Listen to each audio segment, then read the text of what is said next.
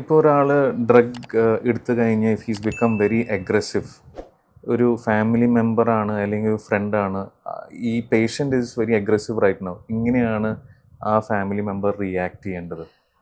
നമ്മൾ മിക്കപ്പോഴും ഡ്രഗ് എടുക്കുന്ന ആളുകളുടെ ഒരു മനസ്സിൽ ഒരു പേടി, ഭയം ഉണ്ടാവുള്ളൂ. ഭയം എന്ന് പറഞ്ഞാൽ നമ്മുടെ ജീവനാണല്ലോ ഏറ്റവും പ്രധാനപ്പെട്ടത്. അപ്പം എനിക്കെതിരെ ഹാം ചെയ്യാൻ ആരെങ്കിലും വരുന്നു എന്ന് തോന്നുമ്പോഴാണ് നമ്മൾ ചെയ്യണത്. അപ്പം നമ്മൾ ഒരിക്കലും പ്രൊവോക്കിംഗ് ആയിട്ട് സംസാരിക്കരുത്. ഞാനിപ്പോൾ ശരിയാക്കി തരാം, അല്ലെങ്കിൽ നിന്നെ ഒതുക്കാം എന്നൊക്കെ ആ രീതിയിൽ സംസാരിക്കരുത്. എപ്പോഴും ഡിസ്റ്റൻസ് കീപ്പ് ചെയ്യുക.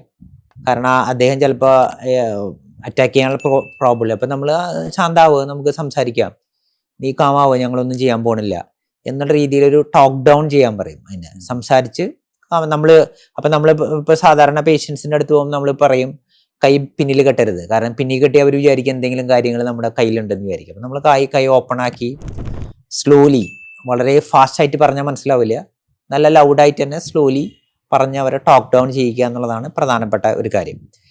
എന്നിട്ടും ഒതുങ്ങാണ്ടിരിക്കുമ്പോഴാണ് നമ്മൾ പലപ്പോഴും അവരെ കെട്ടിയിടുന്ന അവസ്ഥയിലേക്ക് വരുന്നത്. സാധാരണ ഇങ്ങനെ ഒരു രീതിയിൽ സംസാരിക്കുമ്പോൾ തന്നെ ഒതുങ്ങാനുള്ള ആളാണെങ്കിൽ മിക്കവാറും അതിൽ ഒതുങ്ങിയിട്ടുണ്ടാവും.